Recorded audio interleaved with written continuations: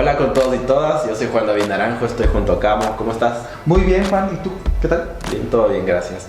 Hoy en su programa de salud mental tenemos un tema súper interesante que queremos compartirlo. ¿De qué vamos a hablar, Camo? Y un tema que creo que está tan presente en nosotros que ni siquiera nos damos cuenta, y es El cuerpo. cuerpo. ¿Qué piensas? ¿Qué es para ti el cuerpo? El andamiaje que me sostiene, que envuelve mi alma y que me hace que me recuerde todo el tiempo que estoy vivo. La envoltura, La envoltura. el papel del regalo. Sí, yo soy el regalo, me encanta, sí. Pero, ¿qué tan difícil es definir el cuerpo? Yo creo que sí es un poquito complicado. Yo creo que dependiendo a quién le preguntes. Si le preguntas a un filósofo o filósofa desde una perspectiva médica, si le preguntas a un psicólogo o psicóloga, a alguien religioso o religiosa, creo que ¿Y tú como psiquiatra? es el cuerpo. Sí. Bueno, el cuerpo visto desde el psicoanálisis, ¿no? Desde Freud hasta la fecha, pues el cuerpo era el instrumento o el objeto del deseo, ¿no? De la pulsión del deseo. Y eso es pues una función como muy primitiva de nuestro ser. Entonces, Primitiva que lleva mucho tiempo o algo así. primitiva de que es como algo muy esencial, muy de nuestra parte tal vez más animal, puede serlo. Ok. Entonces justo Freud se enfoca mucho en el cuerpo desde ese objeto donde nace el deseo. Entonces, si tú, bueno, podemos hablar muchísimo de ese tema, pero pues habla de las fijaciones y cada fijación tenía una fase localizada en una parte del cuerpo, la fase oral, la fase anal, la fase genital. Entonces, eso sería desde una postura psicoanalítica freudiana, pero también habría otras, ¿no? Buenísimo, eso un poco como desde la visión psicoanalítica. ¿Qué podrían decirnos los filósofos? Pues por ejemplo, Descartes hablaba de esta dualidad entre el alma y el cuerpo. Ok, que es un tema que está ahí siempre presente. Ajá, entonces lo que él hablaba es que desde una visión física, desde la física, ¿no? Todo cuerpo material tenía como cierto grado de movimiento, ciertas fuerzas o principios físicos que se aplicaban a una masa. Uh-huh. Entonces, él es consciente de que hay un cuerpo físico, pero también que había algo más allá, que era como el alma o la mente. Entonces, como hace esa dualidad, y en base a esa dualidad permite brindar una concepción de lo que es la diferencia entre el cuerpo y la mente. Y el alma, podríamos decir. Y el alma. Ok. Entonces, si le preguntas a alguien religioso o religiosa, o a un cura católico, desde una perspectiva cristiana, ¿no? Tal vez te diría que el cuerpo es la fuente del pecado. Ok. Otra perspectiva para ver el cuerpo también es un poco como desde el arte, ¿no? Desde las artes escénicas que utilizan el cuerpo como expresión, ¿no? Como ese elemento que un poco con lo que hablabas de Descartes, que se comunica como con un alma, como con una fuerza, que muchas veces se comunica con otras fuerzas y generan un cuerpo colectivo, ¿no? Entonces ese cuerpo, un cuerpo que se comunica con otros cuerpos, entonces se vuelve como una comunicación colectiva, el cuerpo formado también de otros cuerpos, ¿no? Es una visión también bastante peculiar, pero aquí lo que queremos nosotros es empezar a aterrizar el cuerpo y a tejer con la salud mental. ¿Cómo podríamos empezar a hirvanar esa relación? Sí, yo creo que es importante este tema porque pues evidentemente hay una conexión entre la mente, o como lo queramos llamar, el alma, el espíritu y nuestro cuerpo, ¿no? En el video de ansiedad hablábamos que la ansiedad como emoción tiene un componente muy corporal, muy físico. Entonces sentimos la ansiedad en distintas partes de nuestro cuerpo, y entonces creo que evidentemente no podemos separar una cosa de la otra. Entonces creo que es importante que no separemos el cuerpo de la mente, porque evidentemente hay una conexión muy importante. El ejemplo de la ansiedad, también hay otros trastornos que se manifiestan a través del cuerpo. Por ejemplo, la fibromialgia, los trastornos de dolor, muchas veces tienen una carga emocional sumamente importante. Justo, por ejemplo, en fibromialgia, el enfoque de tratamiento es con antidepresivos o con terapias de cualquier tipo. Bueno, sí hay terapias específicas, pero gran parte es psicoterapia que te ayude a tolerar ese dolor. Y, por ejemplo, los síntomas se exacerban cuando tienes emociones fuertes. Entonces, creo que son ejemplos sencillos de poder entender la necesidad de abordar este tema. Recuérdanos para los que no sabemos qué es fibromialgia. Sí, fibromialgia es una enfermedad, a veces queda un poco en una zona oscura de la medicina, porque algunos reumatólogos la ven, otros no la quieren ver, algunos psiquiatras dicen esto no es de psiquiatría, otros sí. Okay. Principalmente Exacto. es una enfermedad que se manifiesta con dolor crónico, entonces un dolor generalizado, intenso. Hay ciertos puntos específicos donde el dolor por lo general es más común, y principalmente hay que descartar causas como enfermedades autoinmunes y otras enfermedades antes de poder llegar a ese diagnóstico. Justamente por eso se manda a un reumatólogo que trabaja las enfermedades autoinmunes, y después pues sí lo podemos trabajar nosotros. Los tratamientos son con antidepresivos y terapias, y justamente es muy común que los pacientes y las pacientes tengan mayor dolor en momentos de angustia o momentos emocionalmente fuertes. Y también por lo general muchas personas que tienen estos diagnósticos, sea de fibromialgia o otro de dolor, tienen por lo general antecedentes de violencia en su vida. Ok, entonces el cuerpo como mensajero de nuestros traumas, de nuestras dolencias. Como vemos en la fibromialgia, es bien importante la relación entre mente y cuerpo. Entonces, el imaginario que yo tengo de mi propio cuerpo puede comenzar a afectarme. Claro, sí. Este imaginario que tú dices, pues lo que comúnmente conocemos como autoestima, ¿no? Ok. Pues se va formando desde etapas muy, muy tempranas de la vida. Literalmente desde que somos 2, 3, 4 años, vamos comenzando a formar esta percepción de nosotros mismos y nosotras mismas, y vamos construyendo una imagen de nuestro cuerpo, pero también agregándole un valor emocional y mental de lo que significa ese cuerpo. No solo personal, sino también del entorno, ¿no? Nos van diciendo, estás gordito, eres más oscurito, más oscurita, entonces empieza como a construirse en este imaginario de mi imagen corporal, de mi autoestima. Sí, definitivamente se ve influenciado por distintas dardos de la sociedad, del constructo de lo que significa tener un cuerpo o una cuerpa, porque también ese es otro concepto, porque el cuerpo tiene que ser masculino, ¿no? Okay, claro. Entonces todo esto va formando a lo largo de nuestra vida esta construcción que tenemos, ¿no? Y le agregamos, lo que te digo, este valor. Entonces, dependiendo de ciertas circunstancias, puede llegar a estar afectado esa autoestima, y pues tenemos creo que todas las personas batallamos en algún momento con alguna parte de nuestro cuerpo que no nos gusta, que no nos sentimos tan conformes. El peso, ¿no? Es un tema súper, creo que importante para todos. Sí, hijo de pucha. Cuando yo era chiquito también eran las medidas. O sea, si eras mujer tenías unos requerimientos corporales específicos de 90, 60, 90 y de un peso estar como establecido, pero claro, el problema es cuando no encaja tu cuerpo dentro de esos parámetros.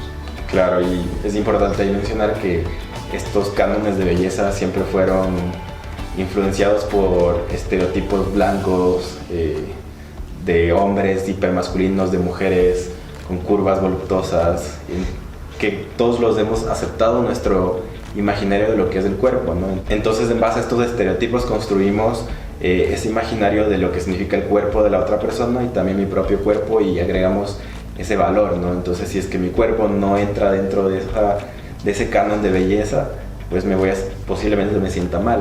Entonces, cuando nuestro cuerpo no encaja, es que empiezan a aparecer los problemas. ¿Cómo se pueden empezar a manifestar esas inconformidades, esa falta de gestión con el imaginario del cuerpo que tenemos?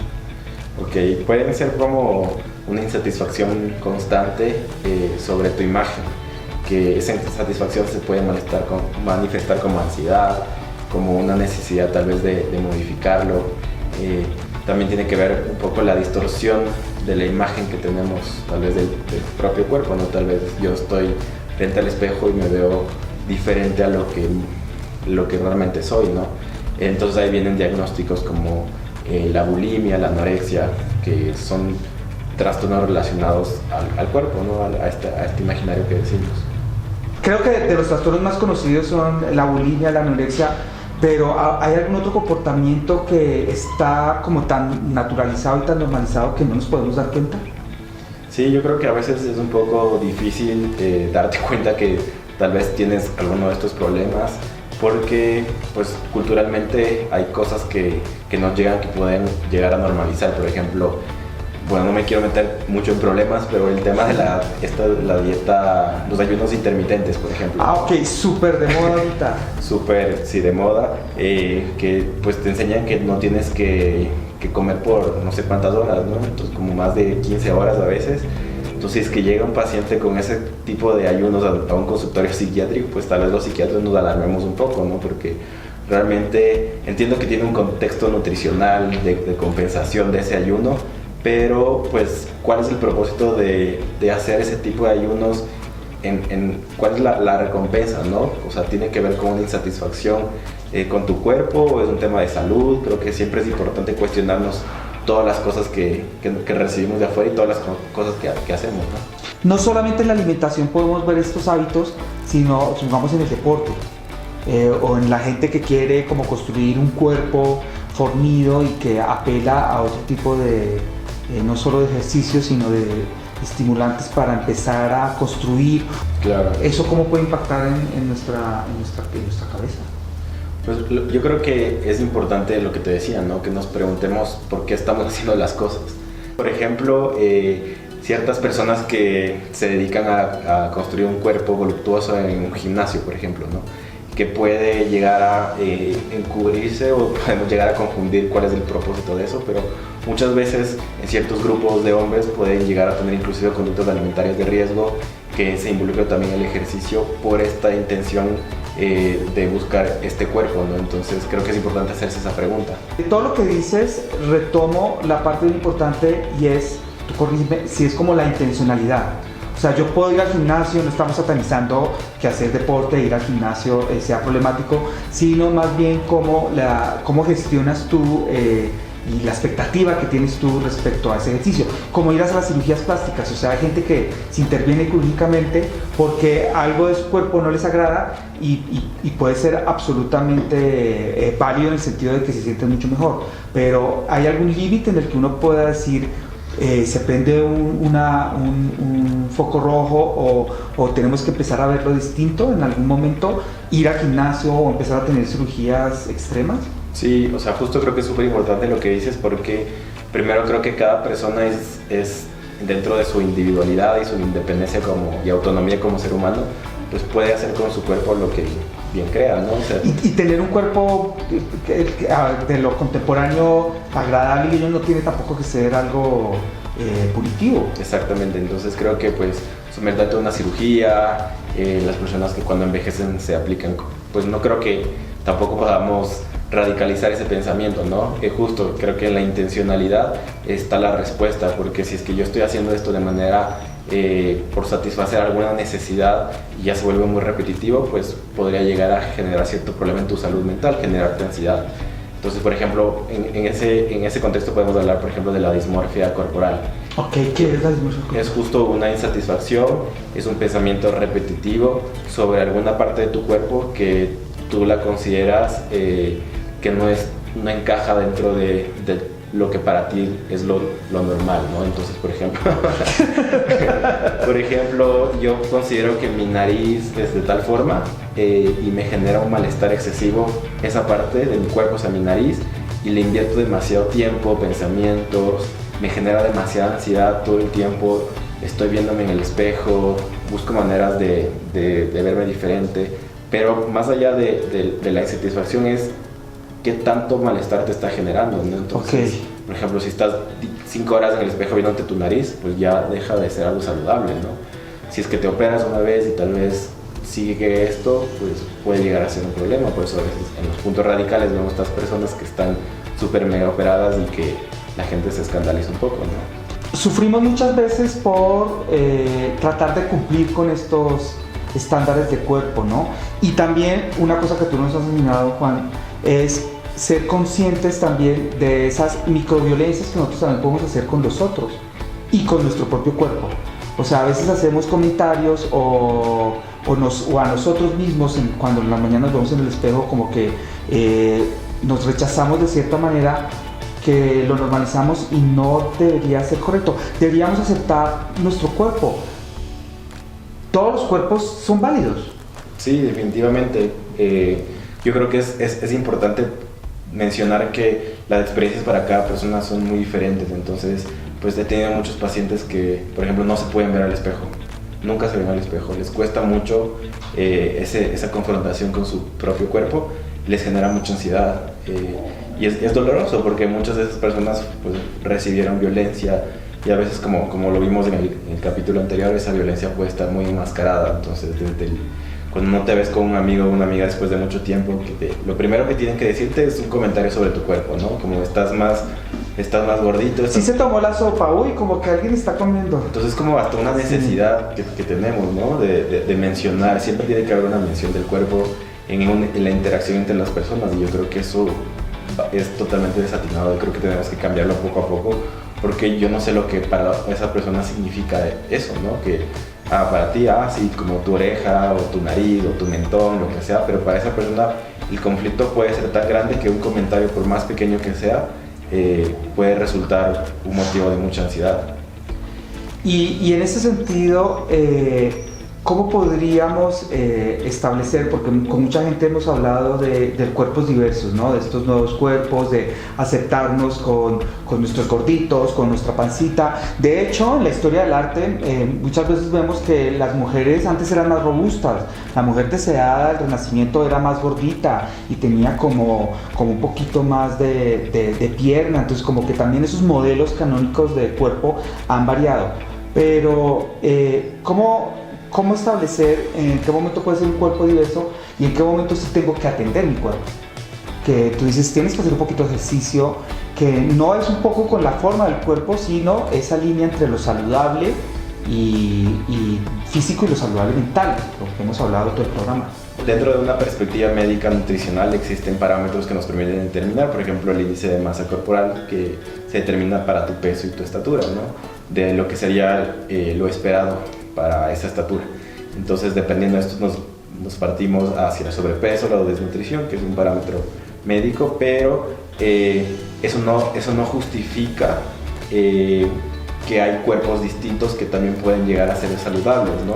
Tampoco vamos a normalizar un problema de salud que es, por ejemplo, la obesidad, ¿no? Porque eso es inclusive considerado una epidemia, ¿no? Sí, claro. Y en México se ve.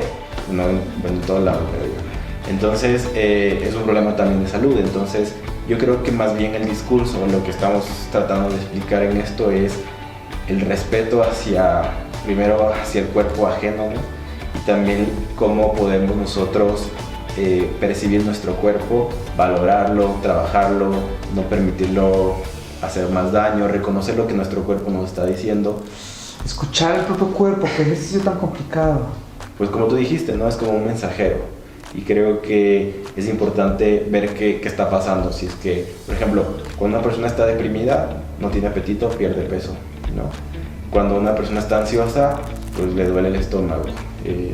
Entonces creo que, como tú dijiste, ese mensajero de decir qué está pasando con mi cuerpo, cómo me relaciono yo con él, cómo lo acepto, qué son las cosas que hago. Y también cuestionarnos esto que dijimos del capítulo anterior, qué es lo que yo hago para tal vez afectar los cuerpos de los demás. Cuando yo veo el espejo y quiero mi cuerpo y lo acepto, ¿eso está relacionado con el autoerotismo?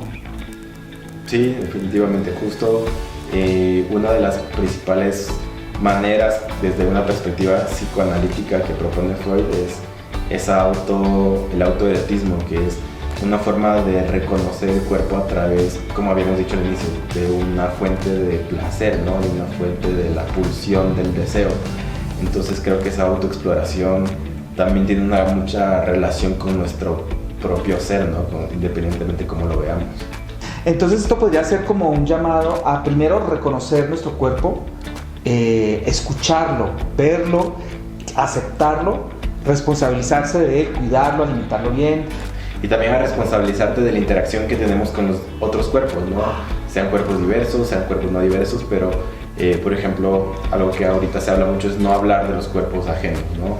Sea, yo creo que ni positivo ni negativo, es mejor pues omitirlo, ¿no? Porque vamos a decir algo que tal vez para una persona puede generarle gran malestar, inclusive a veces si le dices como que guapo estás, ¿no? Si es que hoy te dicen eso, pero mañana no, porque tal vez, o en el mes siguiente no, porque tal vez subiste un poco de peso, entonces ya no me está diciendo que soy guapo porque estoy más gordito o qué. Entonces genera ya, incluso los comentarios positivos podrían llegar a generar malestar, ¿no? Entonces yo creo que pues mejor omitir ciertos tipos de comentarios. Atendemos el propio.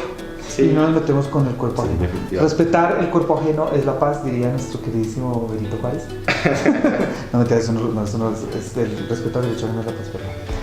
Es decir, centrarnos en nuestro cuerpo y no meternos con el cuerpo de los demás. Sí. Pues ahí está la invitación. Ustedes, por favor, no olviden suscribirse al canal, escribir comentarios, compartir Y darle like. darle super like y nosotros nos vemos en el próximo programa aquí en su serie de Salud Mental.